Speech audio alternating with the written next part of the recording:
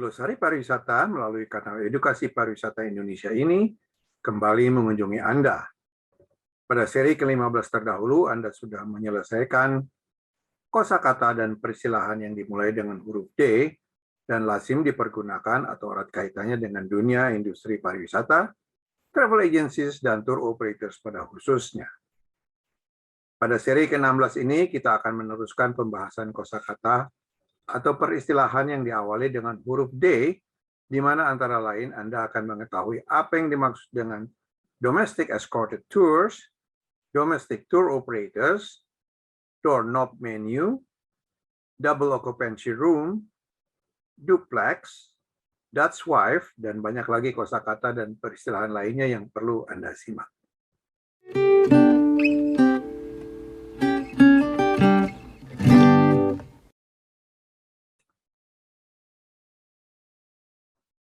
Selamat pagi, para pemirsa.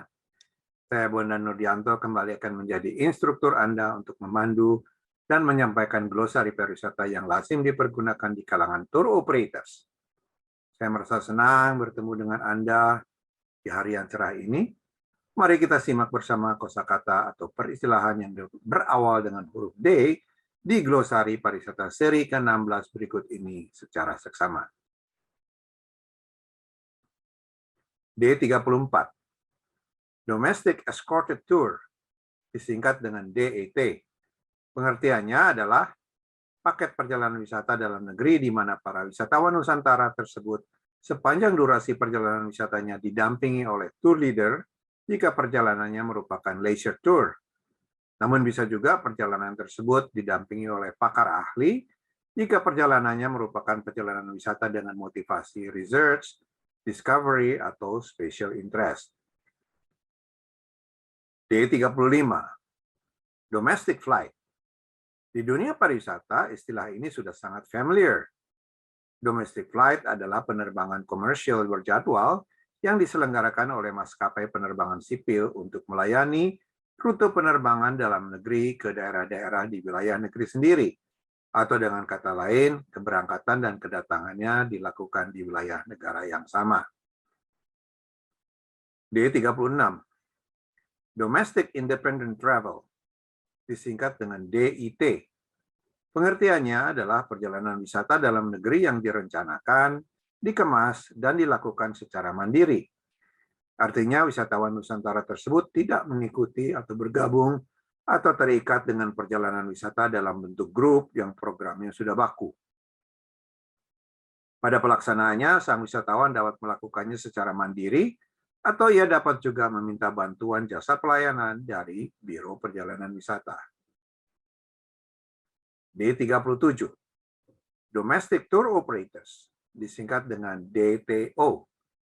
Pengertiannya adalah perusahaan Biro Perjalanan Wisata yang mengkhususkan diri dalam menyediakan komponen-komponen layanan perjalanan wisata berupa akomodasi, transportasi, pemanduan, kunjungan ke objek-objek wisata, kuliner, dan layanan pariwisata lainnya bagi wisatawan Nusantara.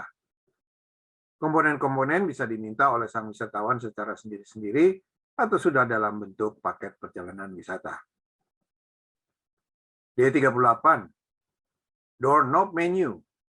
Pengertian doorknob menu adalah jenis layanan room service dalam bentuk daftar menu khusus sarapan pagi yang mencantumkan item sarapan dan waktu layanan dalam jumlah terbatas untuk dipilih oleh tamu di kamar hotel yang bersangkutan.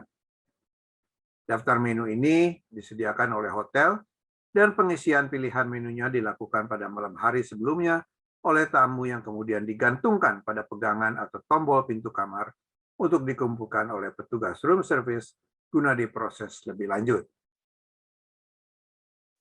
D39. Doorman.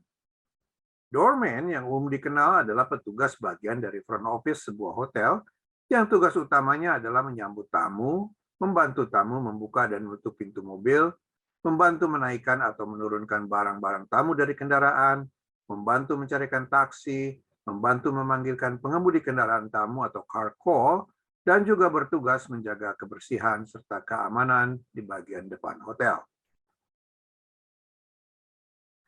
D40. Dormitory. Dormitory atau lazim disingkat dengan dorm adalah asrama yang umumnya terdapat di sekolah atau kampus yang menyediakan tempat tinggal bagi pelajar atau mahasiswanya.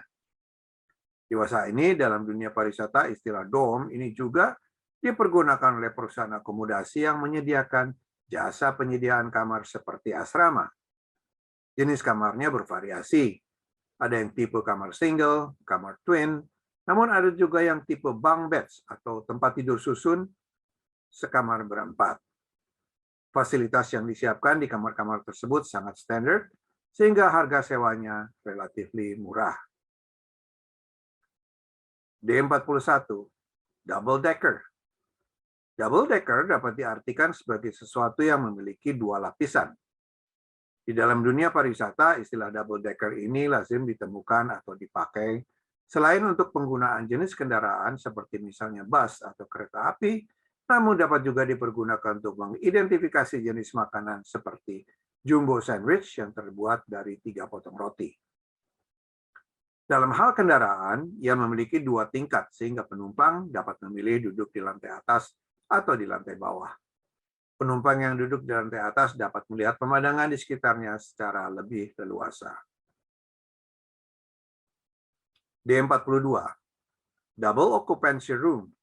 Istilah double occupancy room lazim ditemukan dalam dunia perhotelan.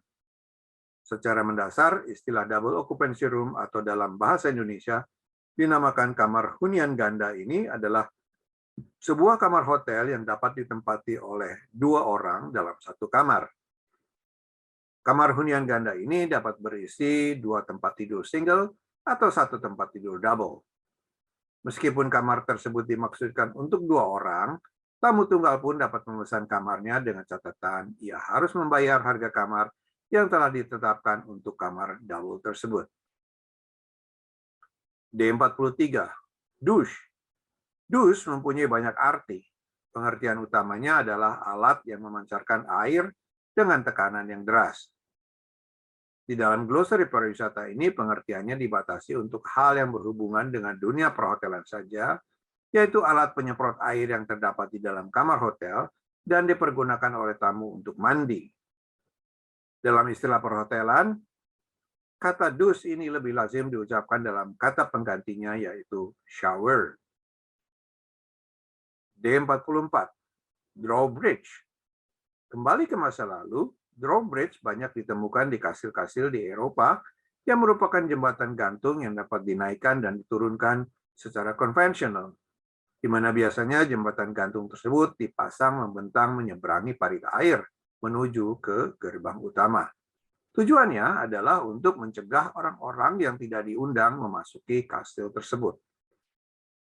Kastil-kastil ini dewasa ini banyak yang sudah tidak didiami sebagai tempat tinggal oleh pemiliknya dan sudah dijadikan serta dikelola sebagai fasilitas akomodasi berbayar bagi para wisatawan.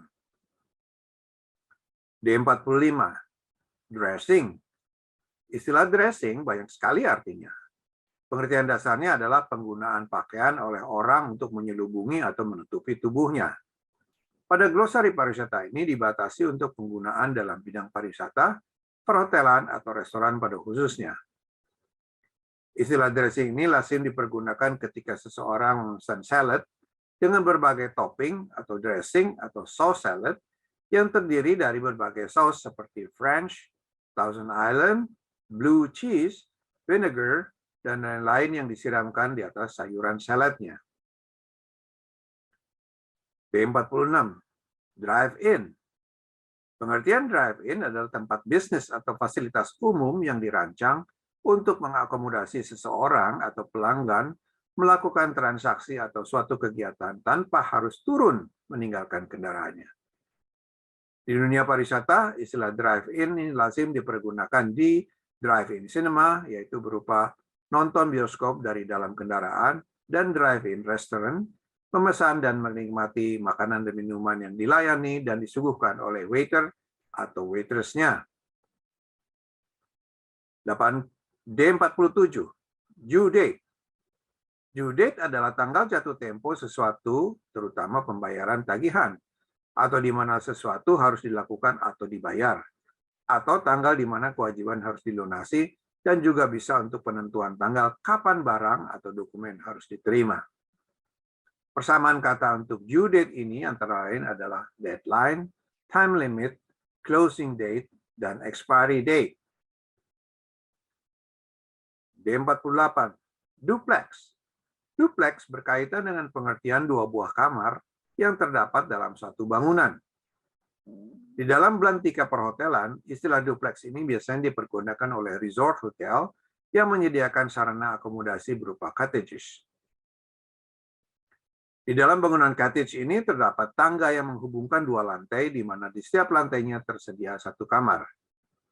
Terkadang ada juga dua buah bangunan cottage satu lantai yang letaknya menempel bersebelahan di bawah satu atap yang dipergunakan oleh pelanggan atau tamu yang berbeda. D49, Dutch food. Dutch food atau masakan atau hidangan ala Belanda, Nederlandse keuken, yang sudah menjadi tradisi dan dipraktekkan oleh orang Belanda sejak lama. Mengingat Indonesia pernah dijajah oleh Belanda sekian ratus tahun, banyak nama-nama makanan Belanda yang diadopsi oleh beberapa restoran di Indonesia dan dijadikan andalan jualan mereka. Nama-nama makanan yang sering kita dengar antara lain kroket, poffertjes, bitterballen, hagelslag, aardbeiensoep, pannenkoeken, stroopwafel, dan banyak lagi nama lainnya. Salah satu tata cara menghidangkan makanan Indonesia yang diberi nama oleh orang Belanda yang sangat terkenal adalah rijsttafel. D50, Dutch wife. Awas, jangan salah mengartikan. Dutch wife bukanlah istri yang orang Belanda. Istilah Dutch wife ini sudah dikenal sewaktu Indonesia dijajah oleh Belanda dulu. Bentuknya bulat, panjang, hampir seukuran tinggi orang Indonesia. Terbuat dari gabungan kain dan kapuk sebagai benda penghangat di kala tidur. Apakah nama benda itu? Dutch wife itu tiada lain adalah guling yang sering dipeluk di kala tidur sebagai penghangat badan. D51, duty manager. Di dalam dunia perhotelan, duty manager adalah manajer hotel yang bertugas atau berdinas dari jam 15.00 sampai jam 23.00, yaitu setelah general manager dan para manajer lainnya yang bertugas pagi pulang. Di hotel-hotel tertentu yang bertindak sebagai duty manager adalah para department head yang ditugaskan secara bergiliran dengan tujuan agar mereka terbiasa menghadapi berbagai permasalahan yang kemungkinan timbul atau terjadi di hotel. Para pemirsa yang setia, demikian penyampaian Glosari Pariwisata Indonesia seri ke-16 yang lazim dipergunakan di kalangan tour operators. Saya Bondan Nurdianto pamit undur diri. Terima kasih, sampai jumpa di seri berikutnya. Salam pariwisata Indonesia Maju.